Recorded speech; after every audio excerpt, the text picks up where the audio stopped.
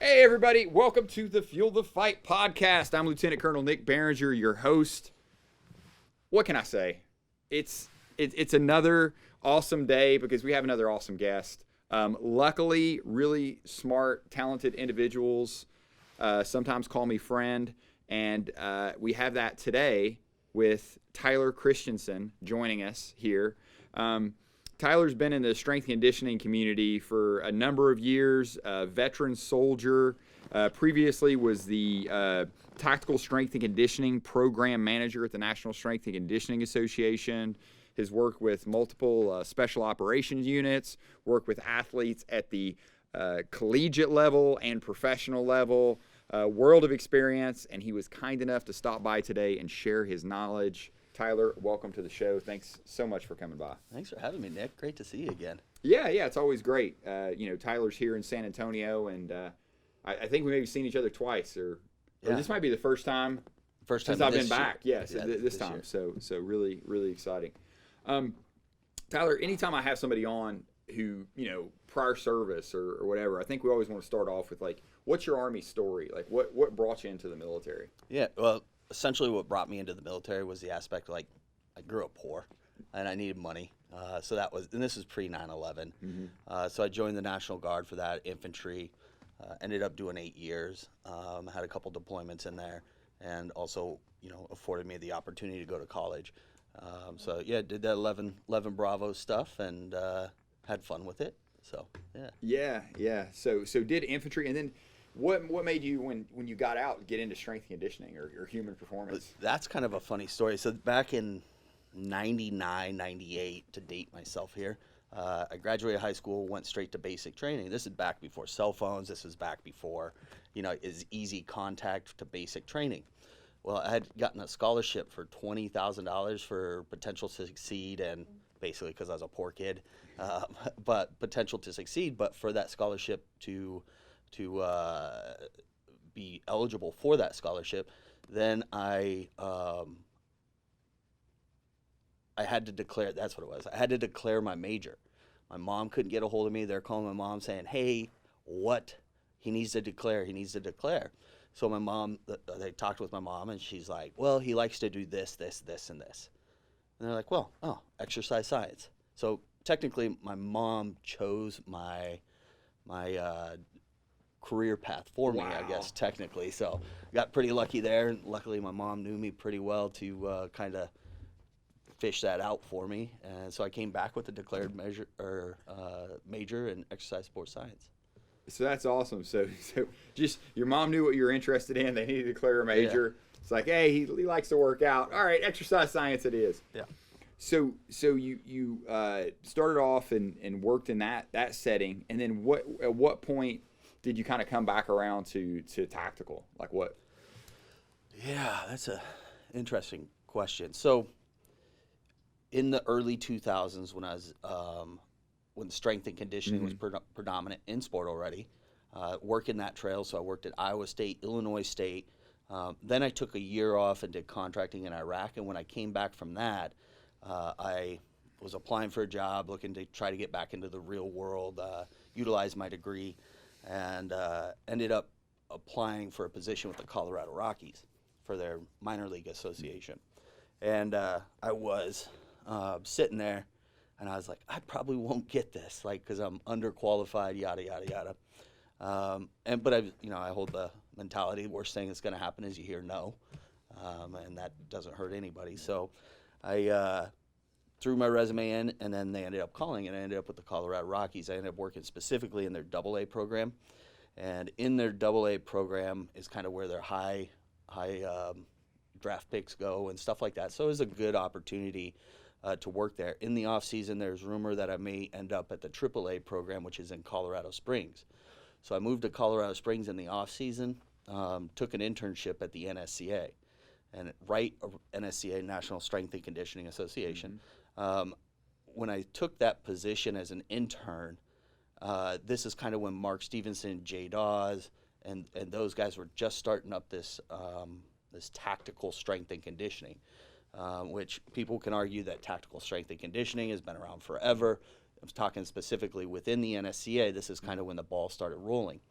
So I worked with that crew for that summer, and then I decided that I wanted to work in tactical. The problem was I got the cart in front of the horse. There were really no jobs at that time. So I ended up taking an exercise physiologist position at the Command and General Staff College in Leavenworth. And at that position, I was just doing a research protocol. And that's kind of when I found out in my life that I need variety. I have an ADD personality. I like a lot of different projects going on and not so much rehearsing a research protocol. So year to the date, Mark Stevenson called me back and said, hey, I'm taking a position out in Virginia Beach. Rob Rogers is going to move to the director manager position. Would you be interested in coming out as a coordinator? I said, yep. How soon do you need me there?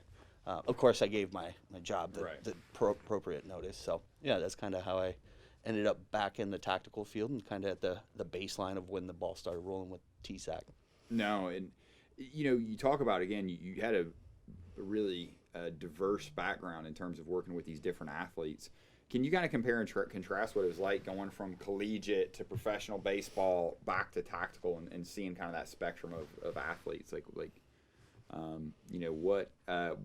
What are some things that carry over for all the athletes? What are some that doesn't?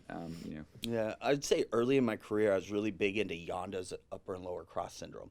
Mm-hmm. It's the aspect of like sitting is the new smoking, I think, is like a tagline that's usually associated with that. It's just essentially we sit, you get tight on the front side, and then you need activation on the posterior side or strengthening. And so I was really big into that, and I thought as soon as I started working with collegiate, professional athletes as I was progressing through my career, and I was like, I won't need this again. Well, come to find out, they all sit a lot. As much as we like to think everybody's doing the cool kid things all the time, they sit a lot. So it came into play in collegiate. And I was like, okay, started working for the minor league baseball, and they sit a lot. And then I started working in the special operations community, and I was like, I could dump this knowledge. No, they sit a lot. So that would be a commonality across the spectrum there, is that aspect. And your physiological profile is your physiological profile. You just may need to, pull on a power component for a baseball player. You may need to pull on a strength component for a football player. I'm just throwing different things out. So as long as you build a well-rounded physiological profile, then I think it's safe to say, again, there's a lot of commonalities there, but it just comes down to how you manipulate those variables towards the end.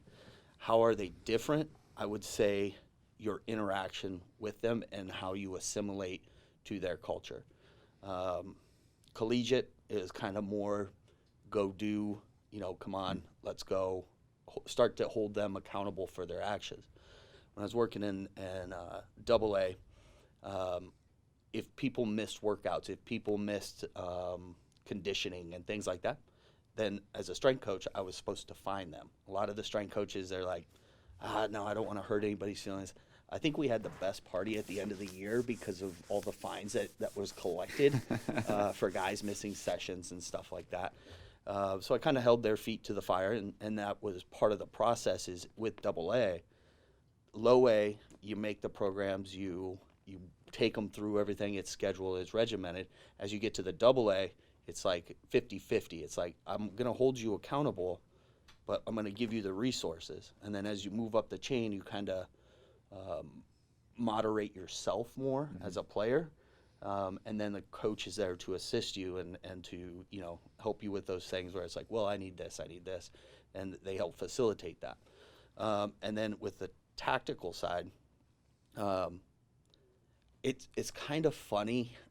If I just went in tier 1, tier 2 organizations, if I just go into these alpha type individuals and say, you need to do this, they're just going to blow me off and not care. But I found that a good little thing to do is just give them a little piece of advice and then walk away. Or like, hey, you're doing that wrong, and walk away. And then they're like, wait, what? What am I doing? It's kind of like, wait, what? And then, of course, you got to show them the respect. You got to, and if you start like a thing that I've been seeing, and actually saw a meme from, what's the name of that? There's a spoof account on H2F or something like that. They're like, hey, what was it? Gosh dang it. Anyways, it goes on about the aspect like, I don't know the answer, but I'm going to say a lot of big words confuse you, and it still not be the right answer, And as long as you're straightforward and honest with them, and you open up that lane of trust, and I think that is huge in that organization. And also, I've seen people come into the organization and not establish those things, and quickly they're heading back out the door. So, meaning like no one's latched onto them, no one's kind of accepted them. They've just kind of been ostracized from the community. So. Yeah, that's a big part of it. From obviously I don't have your experience with all those different entities, but even my little bit in the tactical setting is like, it's like you got to get involved in that culture. You got to be accepted, and even if they're playing pranks or things like that, is like that's a good sign. It's if nobody's talking to you, that's a bad thing. You're doing something wrong. You need to fix that really quick. No, that's good. Oh, I got one story to go off that. I was at a Tier 1 organization out of D.C. We had a dietitian out there, actually, and they kept calling him the nutritionist. In this organization, when you go reply all or to all hands type email, that goes a lot of different places, right? This individual calls me and it's like, hey, they keep calling me nutritionist. And I was like, just let it ride, dude. Just let it ride. Yeah. And he's like, oh, I don't know, because I'm a sports dietitian, or and I'm sure you know who this individual is. So I sit down at my computer, start checking my emails, and all of a sudden I see something from him going to everybody. And it lays out his credentials, it lays out, all that. And I call him and I was like, hey, man, what did you do? Don't do that. And he's like, what are you talking about? And I was like, hey, you're going to have to wear this. And he's like, hold on, I got a phone call. He calls back and he goes, yeah, I got in trouble for that one because it went everywhere. And then from then on out, he's known as the nutritionist. Yeah, so, yeah, it's kind of funny. Well, yeah, and when I was I know who you're talking about. That's funny. It was kind of like when I got to regiment. Everything was like regimental blank, and so they had regimental nutritionist. So it's like RNUT, which is a little funny, right? And as long as they're coming to me and listening to me, and it was funny. They made me a sign, like everybody had like a little like 75th sign and like RNUT on it, and I have it in my office, and it's quite banged up, and it's because my first week I was there, the sign was stolen. I was able to find it. I put it back again, or I shouldn't say stolen. It was borrowed. Acquired. Then it was acquired. Yeah. I put it back up. Of course, it was acquired like 2 days later. And then I was there 5 years. I never saw that sign again until I got ready to leave. But I would get pictures of it in Afghanistan, in Iraq. And, it was making its way, around with notes. And again, like I took that as like, okay, as long as they feel that comfortable enough to come to me and approach me and talk to me, then that's a good thing, right? Because they'll talk to me about nutrition. Now, when you kind of transitioning back to when you went into TSAC there, the Tactical Strength and Conditioning, the NSCA, one of the things that, I know you did is like that organization grew. Mm-hmm. Like it went from, and maybe the numbers, I don't know, because I think at the first meeting, there's like 100 people, 200 people. Yeah, I think out in Las Vegas at the M Resort. Yes. Was our first one. Yes. There was like I'd say, I wouldn't even say 100. I think there's like 60, 70. If you include the vendors, maybe 100. Right. Yeah. So 60 or 70. Yeah. To when you left, what was your life? Was it in San Diego or? San Diego or Florida, I can't remember which. What was the last one, and we're over 500. Right. So to take an organization from 60 to 500 in 3-4 years, right? Like how did you do that? Like what's your, because I think there's some lessons to be learned culturally for people in terms of, I think originally, and this is nobody's fault, the program was stagnant for a little bit. There was a gap of time that no one filled the seat, so it's not pointing the finger at anybody whatsoever. But originally when I came in, the 3 different populations, military, police, and fire, were segregated into separate silos. Even in my daily life, I like to look at what we have in common instead of how we are different. So with that said, I looked at all three programs and what needed to happen. They all needed the fundamentals of strength and conditioning. Before we had the TSAC Facilitators course. This Facilitators course was teaching intro to squatting and then the Krebs cycle later. And it's like, why are we teaching such a spectrum of things? So we pulled that back. Excuse me. We pulled back the current educational offerings that we had, and I kind of set up a system where now the TSAC annual training, or I think it's now tactical annual training, is now like if you had a pyramid, it's the top, it's the mecca. So at the bottom we have the TSAC Practitioner course. It's now the Tactical Practitioner course. I'm going to say TSAC a lot, but the program is now Tactical, right? NSCA Tactical. So it's like, hey, here's the fundamentals, and that takes care of the military, police, and fire side. Everybody needs the fundamentals, and that course, it teaches you basically, if I was a freshman in college, that course would be gold, because it just opens you up to everything, coaching cues, kind of how to lead a session and things like that, and to coach each other up. So that covered like kind of the tactical side. But I also saw we had a lot of people from the civilian side that have the strength and conditioning skills, but have no clue about the tactical side. So we did what do we call it? It was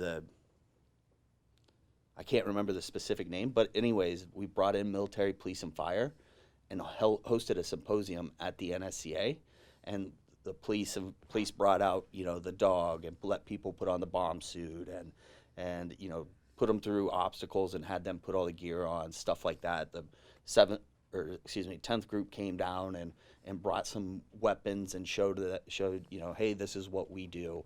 And then the fire department had them dragging hoses and stuff like that. And then the leaders in those communities stood up front and say, hey, if you want to excel within our population, this is our culture, this is who we are, this is our work schedule. These are things to take into consideration. So that was kind of the level one.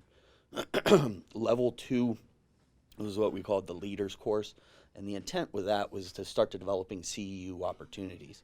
So it's like, what are the hot trending stuff right now? And so we'll bring in, Doc B here, and you'll teach do a small symposium, but we'll record that information, put a CEUs behind it, a quiz, and then now we have educational cycle to support CEUs. Let me go back one step.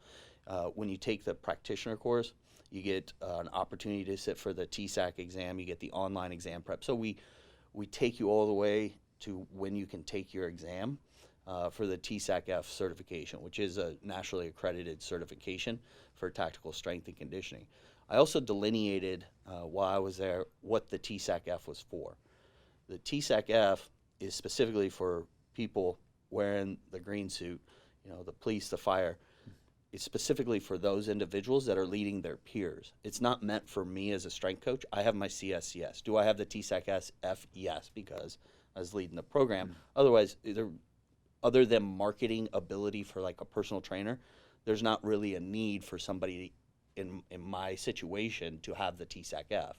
Now, if you're a squad leader, a platoon leader, whatever it may be, and you're leading your peers in PT, that's what TSAC-F is intended for, saying, hey, I've got a full-time job in the military, but one of my side duties is this. So we did that. So now we got our fundamentals for the civilians and military tactical individuals. And then we had a level two, which is kind of, hey, what are the hot topics, and then generating CEU opportunities for online learning. And then the third is going to be the tactical annual training.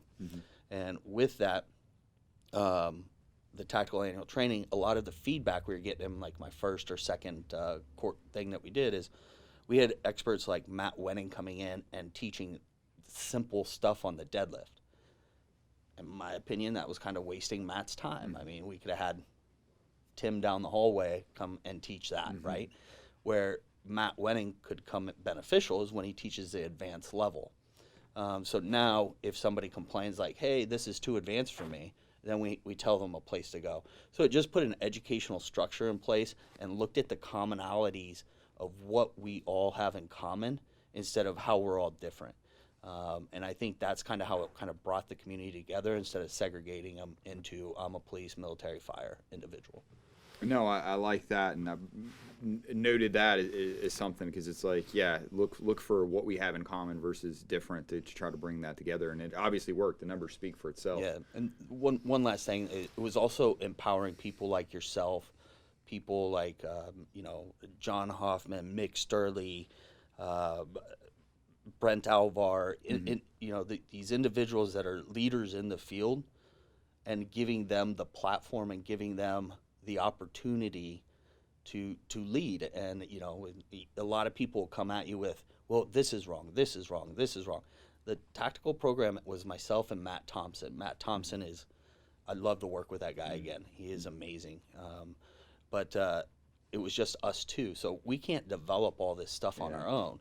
So we had to empower our members, our leaders, an opportunity to step forward, and then those individuals that contact you and say, hey, this is wrong, this is wrong. And that's one of my biggest pet peeves is when somebody just comes at you and is like, hey, problem. All right, give me a solution. Right. Or solve it. Give me the answer. So that was the other part, is starting to empower the industry and people to step forward and take those leadership positions. So I guess it was herding cats. No, but you did a great job, and I think that's the other thing. Yeah, I forgot. I'm glad you highlighted it. It was a two-person, kind of running and coordinating this and to grow it to that level, and it's continued to grow. Yeah. So you really put it on the right trajectory there. Now, kind of going to current work you do. You've worked quite some time in the human performance director with the Air Force. Yep. And as you know, Army's, big Army now is getting into the holistic health and fitness business, kind of new. What lessons have you, since it's definitely a more mature program that you're at, have you learned that could apply, or some advice you could give to maybe the H2F folks listening? Yeah, when a program of that big in nature, when it's not a little, I like to compare it to a rib boat. Okay, it's not a little rib boat when you want fast decisions, even though it's just your let's say you're a GS-13 overseeing, one specific spot. Okay, when you go up a couple levels from that, like changes at that level are pretty easy, and you can do like a little rib boat and do a little U-turn, and there's not a lot of ebbs and flows from that. As you go up the chain, it turns into a massive ship. So down in the lower ranks, there may be frustration that things aren't changing fast enough. It's because you now have a big ship, and that ship doesn't turn on a button, right? You got to kind of take the long turn, right? So that would be one of the big things for the people down and in is be patient with leadership, because a lot of things are connected. When I first started working in this program, I saw an opportunity for a quick fix. It's like when you get the little string on your uniform and you're just like, click, done. So I ended up pulling that one little string, and the whole damn sleeve fell off. And I was just like, oh my gosh, everything's connected, everything's interwoven. The other thing that we're doing that is quite unique and to my knowledge has not been done in the DoD is, instead of organically having integration, meaning you and we have a good relationship, so we work well together. However, if me and this person, we don't get along, then the program tends to head south, right? And that's just because the integration is organic. It's just based on relationships and that aspect, right? So if I'm ostracized from the team, now all of a sudden you're missing your strength and conditioning component of what's going on. So what we're doing is we're institutionalizing integration. One way that I kind of look at it is integration of HP personnel. And one way I like to look at it is just like the cogwheel things, right? Typically what's done with your training and the S3, A3, whatever you want to call it, in the planning shops, right? What typically happens is, we'll say with active duty personnel, I'm in a different type of environment where we know what's going to go on for the next year plus. But when you're in active duty, and I started doing this at 7th group before I was hit with the government layoff, is I was working with the S3 to plan the essence or the HP sessions with just like it was the shooting range, just like it was everything else. So the planning goes into place, and then you, as say you're the leader, then you give me, the strength coach, your training plan, and then I plan accordingly. So instead of just kind of reacting, oh, they came in, they're at the range today, I didn't know they're going to be at the range. It's like, no, you can plan this stuff out. So it brings in a lot of the planning process. So you have this cog, and typically what's done is tactical training is done on its own, and then you have all your different SMEs plugging in individually. What we're doing is the tactical training plan is what they're there for. So the tactical training plan comes first. Then we have the strength and conditioning coach go in and complement or do an inverse relationship to whatever's going on in the tactical training depending on intent. Then from there, you as a dietitian, now you can look at these two things and then get kind of more of a fueling strategy in place for that. Our psychologists will come in and look, hey, maybe this is a time to teach arousal control because, you know, they have a pretty easy academic day. The strength coach is doing a circuit. Up arousal is really easy. Let's work on down arousal. So you develop a circuit and you have people go through the circuit, but you can't advance to the next round until you bring your heart rate down to a certain level. So now you're working on down arousal. So the psychologist can teach those skills on the front side, and then as we go through the workout, then the coaches can hit those key points instead of just slow your heart rate down, slow it down. It's like tactical breathing. You know, start to get those type of things. And then AT, PT, OT, they review everything holistically for one, safety, look for trending injuries, and then they give corrective strategies that could be integrated in. And we also look at injury trends. So the aspect, like if we have a lot of shoulder things going on, okay, let's deep dive into the data. Additionally, like I'm a strength coach, so I'm hard on strength coaches, but hold your strength coaches accountable. Typically, it's just like, just make a program. You should know your volume of your program. You should know your push-pull ratios. You should have an idea of what your acute-chronic workload ratio is. You should know the volume that is going in distance running, swimming, rucking, underload, or whatever you want to call it. You should have an idea of what those things are. And we started doing that because one time I reviewed a program. I don't want to get into like specifics in the programs. I don't want to be that far down and in. I just want to look at the wave tops. So we look at those different things, and push to pull is typically we'd like to see 1 to 2, or if you say pull to push 2 to 1, we'll go pull to push 2 to 1. I was reviewing a program, and the ratio of pull to push was 1 to 300. And it's not, if it was one day, that's debatable. Like it's not necessarily saying it's wrong, but when the weekly average is that of that push to, or the pull to push ratio, that starts to be an issue. So it's starting to hold the coaches accountable for what they're programming, and they should know this information. And again, it's not for me to micromanage their programming. You know, DTS, right? When you go in and you go through, and then you get to the end, and then you do your review, and then you have those little flags, right? And you're like, comment, and it's done. It's just, you just had to answer a few questions. That's the same thing with this process. Is I'm not saying it's wrong, just give me justification of why. So those are the big things that we're working on right now that I think would benefit, is just holding the coaches accountable, institutionalized integration, and you just get, like, be patient with leadership as you're trying to move this big ship and get everybody on the same page, because Congress is going to start calling and asking for their ROI, and their ROI, you know, unfortunately is not because people are happy, or not because you know, you're making an impact here and there. They care about nothing but money. So they want to see the return on investment and money. So be prepared to show those numbers. No, all very, very good advice there, and I like the institutionalizing integration. Can you talk about, so, you know, you've worked in for the government for quite some time, doing, you know, making high performance tactical athletes and, you know, special operations, but you're also doing some other things in the space, the ARP.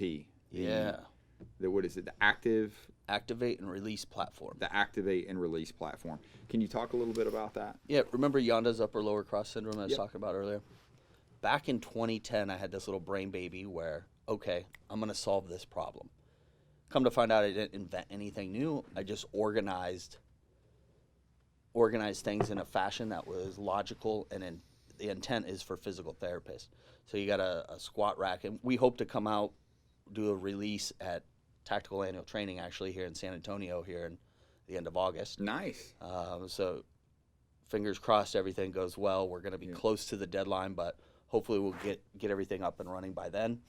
So you have you kind of have a ping pong table and everything folds up, right? Mm-hmm. So you have a thin unit, and then you can fold them down. And on there you have two pillars on the left and the right side, and it's an adjustable squat rack. So again, the intent is physical therapy. And we know that physical therapists may end up in an office building where the ceilings aren't very high, or they may have a lot of space. But it organizes that physical therapy room, so now you got strengthening exercises with the squat rack, bench press, and then my business partner, Jason Mitchell. Mm-hmm. You know Jason? I know Jason. He was a 10th group physical therapist. Right? Yeah, he was a 18 Delta medic for the Special Forces, and then he became an officer and became a physical therapist, and he just recently retired. Now he's running the Hibble Center out in Colorado Springs. So he's a physical therapist, and he kind of validates, because if I came to a physical therapist and I'm like, hey, I'm a strength coach, do this, they'll be like, I don't like strength coaches. No, just kidding. So Jason and I partnered up, and Jason has a bench that goes with it. So you got the strengthening exercises, easy. There's a bar in the middle for myofascial release that you can adjust up and down for myofascial release purposes. And then you can also lock that bar so you can do your inverted rows, and then you can also remove that bar so it's out of the way. And then you have your squat rack, bench press, that stuff like that.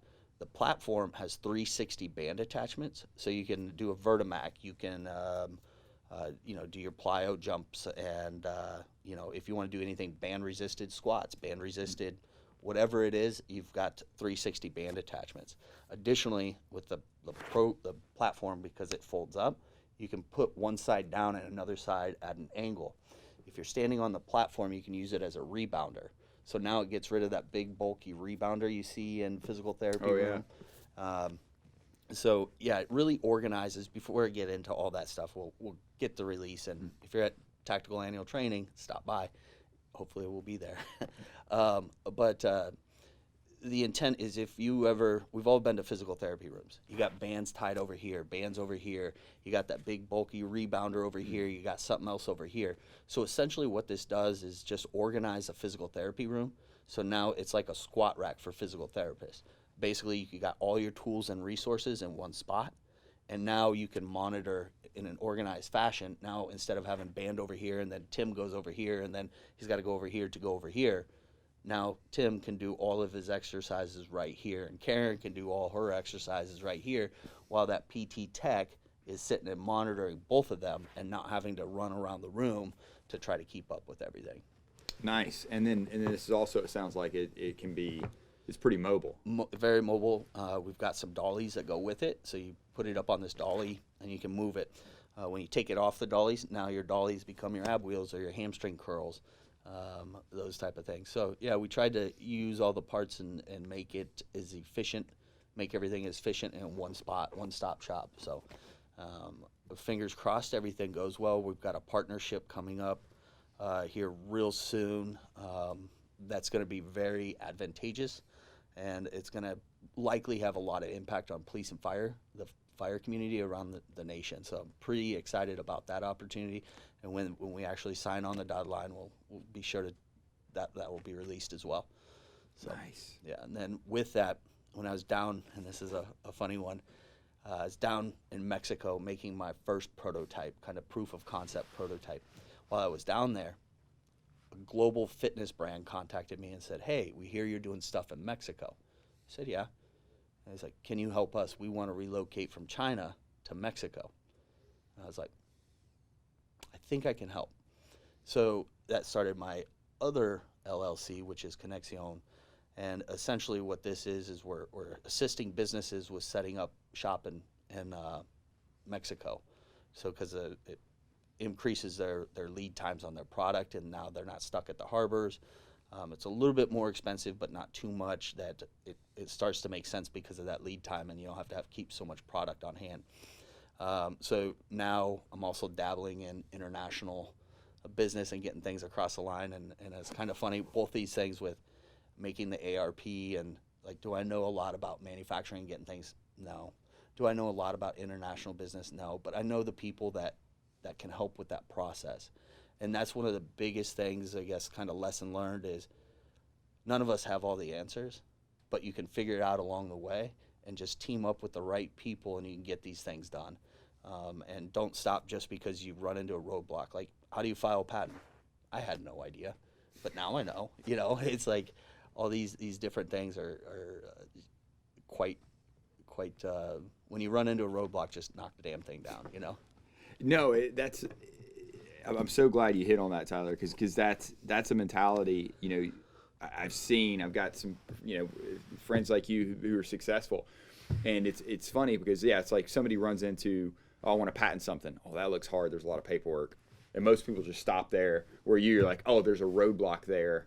I want to, you know, I'm going to run through it. And I have another friend who's a professional athlete, and he was talking about things like he picks things he's not good at physically. And like he wants to do it, like it drives him crazy. Like he's not a good swimmer, and even though he's great at this other thing, he's going to focus on swimming where he's not good because that's a challenge. And that's the, you know, when you see that with the mindset of people who are successful versus those who are not so successful. So I'm glad you shared that.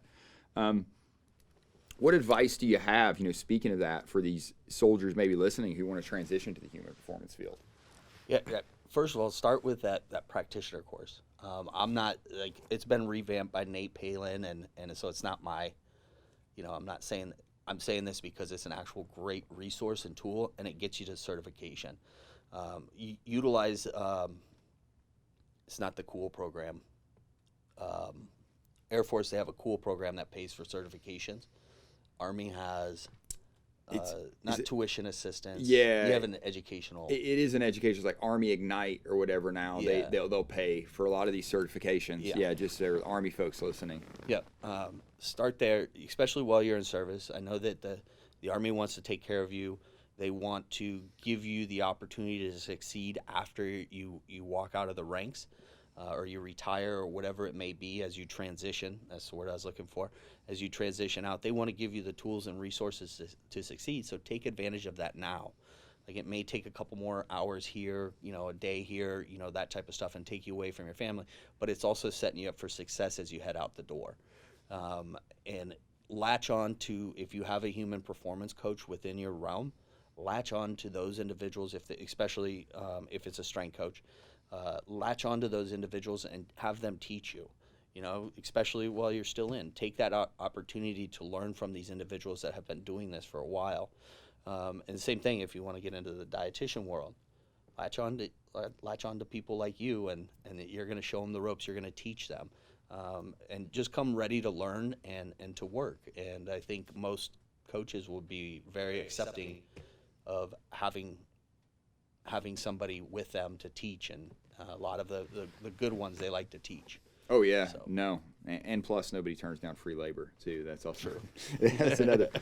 Any recommended resources or books for folks? For tactical, I mean, go back to the NSCAs. Brent Alvar was the lead author for the TSAC, or Tactical Essentials book. Yeah, it's definitely a resource. I'm always a big fan. I don't like giving a single resource because it depends is the answer. So what I like to recommend to do is like a SWOT analysis. Like, what are your strengths, your weaknesses, your opportunities, and your threats, right?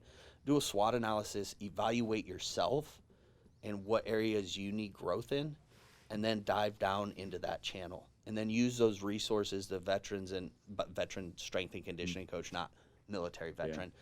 Reach out to those veteran strength and conditioning coaches or dietitians and ask them, okay, I've got this specific weakness and I see this as an opportunity. What do you recommend?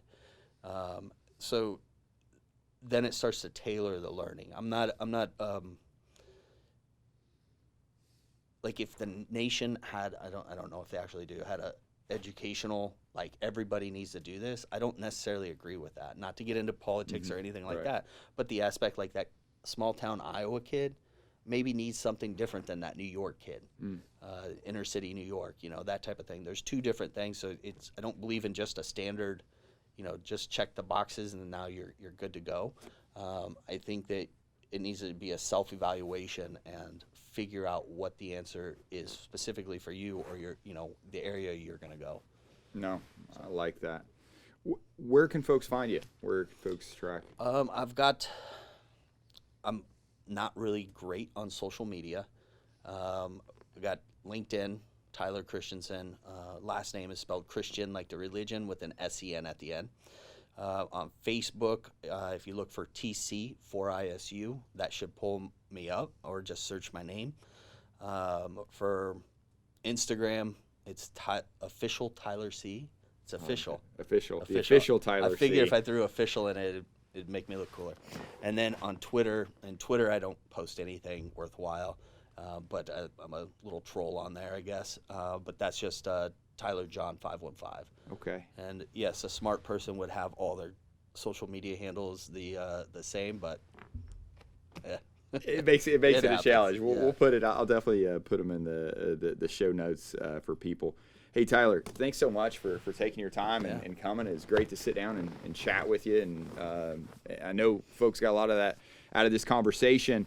And I look forward. The end of August, somebody's in San Antonio, going to be at the tactical annual training, seeing the ARP device and giving it a whirl and testing it out. Thanks for listening. Until next time, we'll have another great episode for you. This has been it for the Fuel the Fight podcast.